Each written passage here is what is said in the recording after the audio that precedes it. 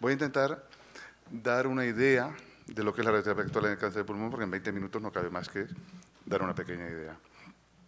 Así, siempre hay que recordar que el paciente más común en los servicios oncológicos es el cáncer de pulmón.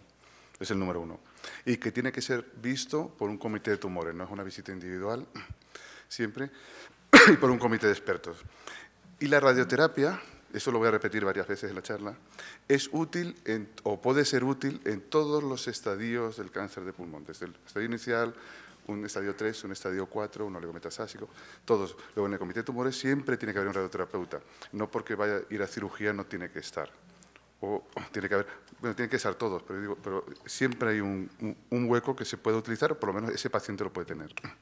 Los objetivos de la radioterapia aquí son máximo control local y mínimos efectos secundarios, por supuesto. Eso lo quería repetir, son las imágenes de radioterapia de ahora, que es lo principal de las consideraciones generales del año 2018. Pero ¿qué hace falta técnicamente hoy para poder hacer una radioterapia así? La planificación en 3D, ya trabajamos solo en 3D, no en plano. Y MRT, que significa intensidad modulada, imagen guiada y EGRT, con equipos de tratamiento, normalmente con CONVIM, o sea, significa que hacemos un TAC a la vez. Los más modernos incluso son con una resonancia a la vez, pero tienen que ser con imagen guiada. Inmovilización conveniente, estadiaje siempre con PET-TAC. Hoy el cáncer de pulmón, cuando va a ir para la radioterapia, siempre tenemos que tener un PET-TAC si queremos ser radicales. Y hay que tener, hoy se está viendo con la evolución que los que tienen equipos modernos hay mejor supervivencia, por muchas cosas que iré nombrando. Y lo que es imprescindible, el control de calidad. Tenemos que saber cuando estamos trabajando con una máquina y con un paciente, qué es lo que estamos haciendo y si se repite cada día que lo vamos a hacer. La atención, ya he dicho que tiene que ser centrada en el paciente y participan todos, el neumólogo, el cirujano torácico, el radiólogo, patólogo, especialidades médicas, el oncólogo médico, el radioterapeuta, por supuesto. Y en las guías podemos indicar como un 80%, como casi siempre, pero hay que tener en cuenta que hay muchos pacientes, un 20%, un 30%, que no entran en la guía. Y eso nos ocupa en el 80% de la discusión. Entretenemos más con esos que los pacientes estándar. ¿Qué tipos de radioterapia? Esto es como la carta de un restaurante ya. Podemos hacer una radioterapia exclusiva con fraccionamiento estándar, un tratamiento adyuvante posoperatorio en los casos de N1 o resección incompleta, tratamiento neoadyuvante o preoperatorio en los pancoas, todavía se conserva ese tratamiento, una radioterapia paliativa, una radical con SBRT, con radiocirugía, una radiocirugía de oligometástasis, ya no solamente pulmón, una radiocirugía cerebral, la reirradiación en las recidivas, o sea, hasta en las recidivas podemos rescatar a los pacientes hoy en día, e incluso una braquiterapia endobronquial que cada vez se utiliza menos y tiene menos uso porque con los sistemas estereotáxicos no se usan, pero también la tenemos. Entonces voy a ir estadio por estadio, qué es lo que vamos a poder hacer para que sea un poquito estructurado. Entonces, en un estadio 1 y un 2A, recordar que el 80% de los cánceres de pulmón son no microcíticos y un 15% del total, o sea, un 20-25% de los no microcíticos son un estadio 1. Luego es un capítulo muy importante para tener la cuarta parte de los pacientes. Y de estos, 30-40% no son candidatos a cirugía por causas médicas. Viejos, infartos, fumadores, de todo. ¿Qué podemos hacer con ellos? Y además, el envejecimiento poblacional que hoy en el mundo, en todo el mundo, la esperanza de vida es hace 72 años, o sea que los 75, si el país es un poco desarrollado, es enseguida que nosotros llamamos ancianos, y pacientes de 80 y 90 años se merecen un tratamiento. En los clásicos, la radioterapia convencional, la cirugía, estadio 1, a los 5 años cura alrededor de un 60% más o menos. El estadio 1 con radioterapia convencional, que muchos eran no quirúrgicos, sus números son tristes, de 15, 20%, 30%. Difícil llegar al 40% si son pacientes quirúrgicos.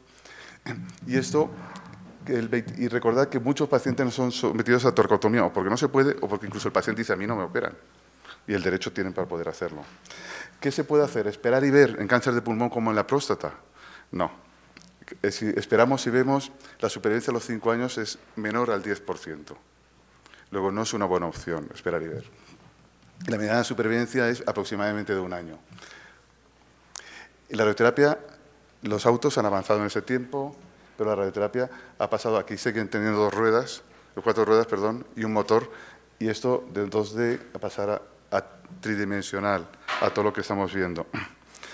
Y las televisiones, antes también lo he dicho, ahora vemos en color, pero todavía no tenemos una televisión 3D en casa. Y la radioterapia sí que la tenemos en 3D. Entonces, todas estas cosas.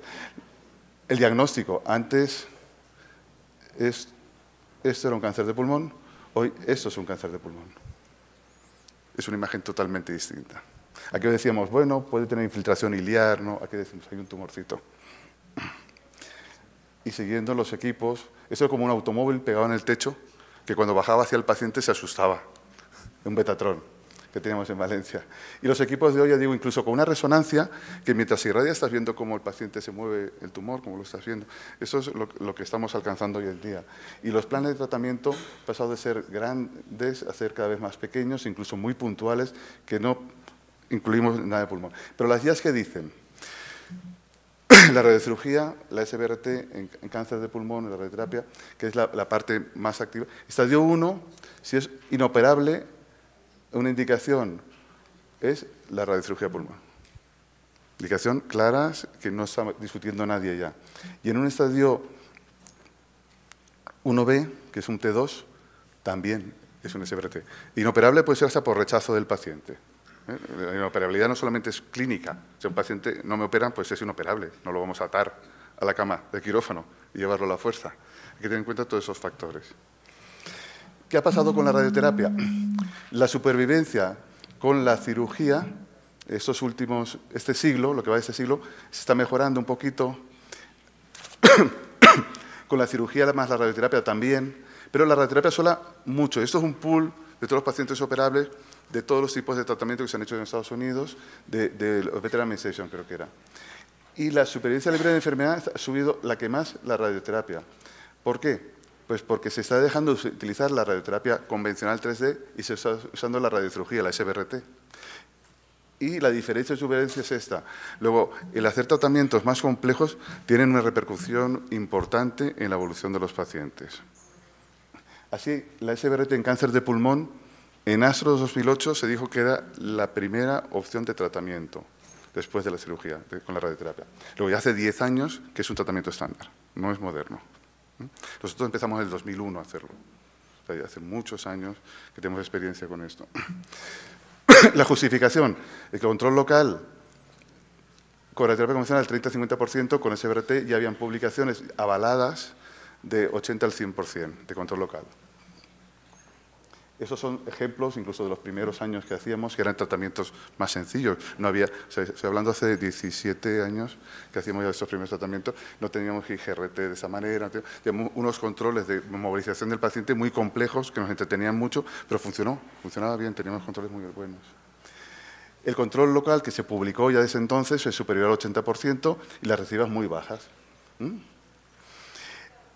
El metaanálisis con más de 4.000 pacientes con artículos de cirujanos torácicos que siempre dicen que es un poquito mejor la cirugía, artículos de servicios de radioterapia que siempre decían que era un poquito mejor la radioterapia.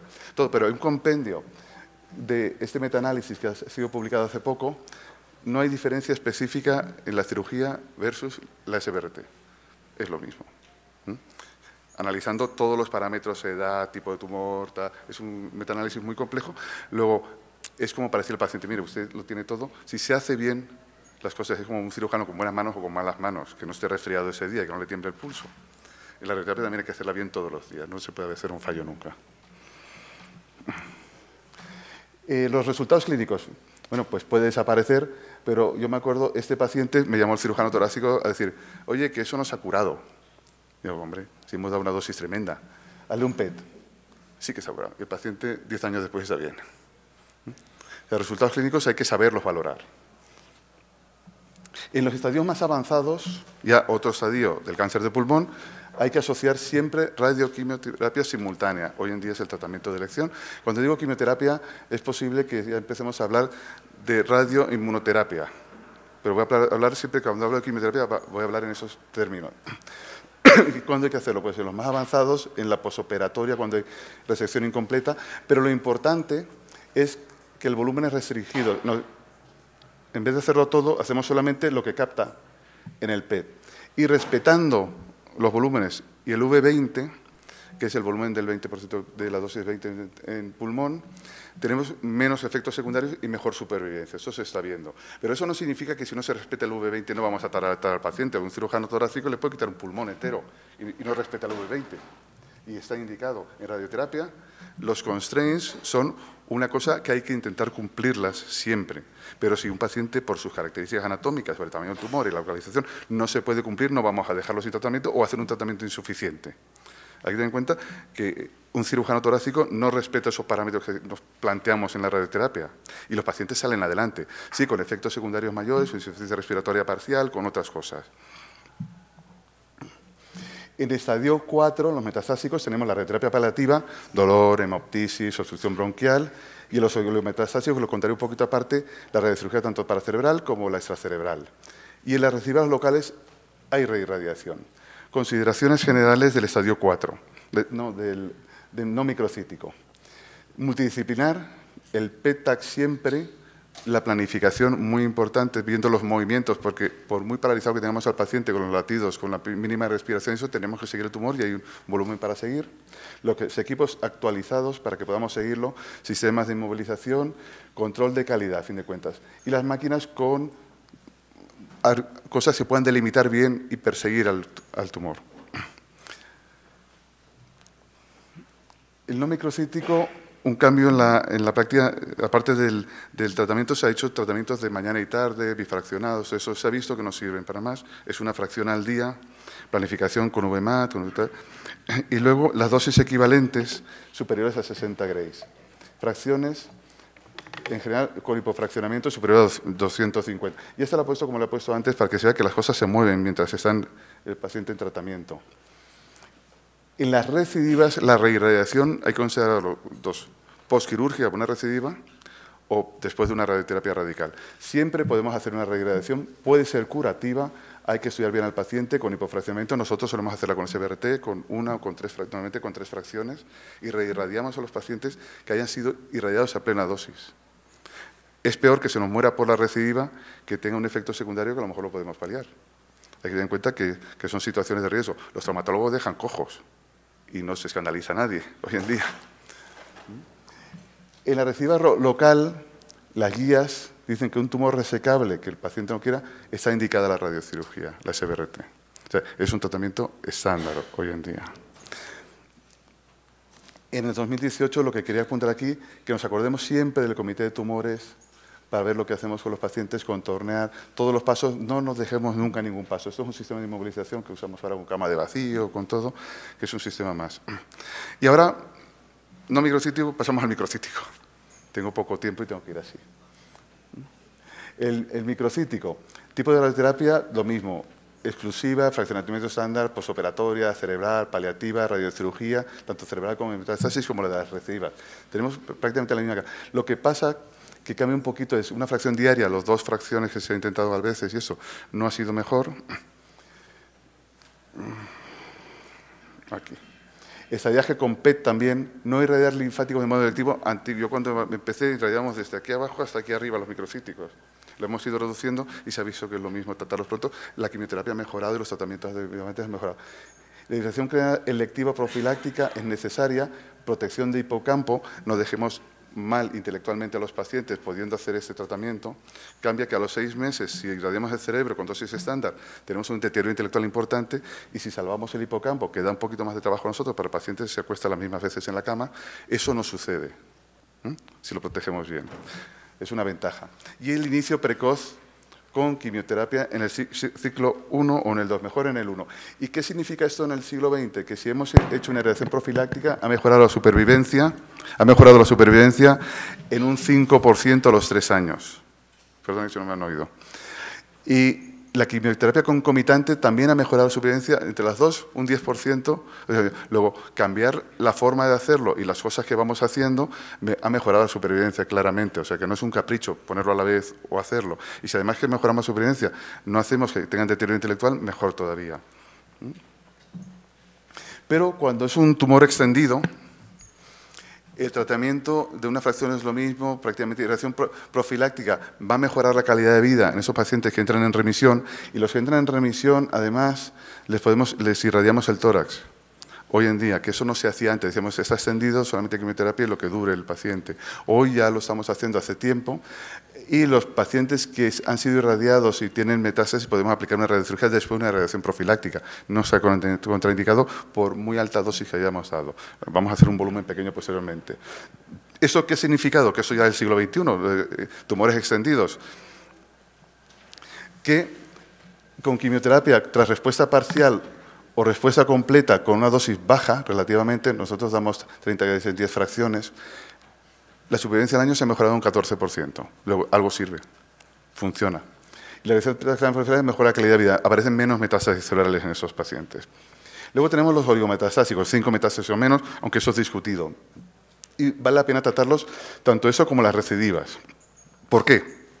En cáncer de pulmón, que es una cosa 3D, el tratamiento, si lo irradiamos, irradiar todas las metástasis que tiene, o lo controlamos todas, la supervivencia pasa de un 13% a un 78% a 5 años. Luego vale la pena ser agresivos con los no microcíticos de pulmón en los oligometastásicos.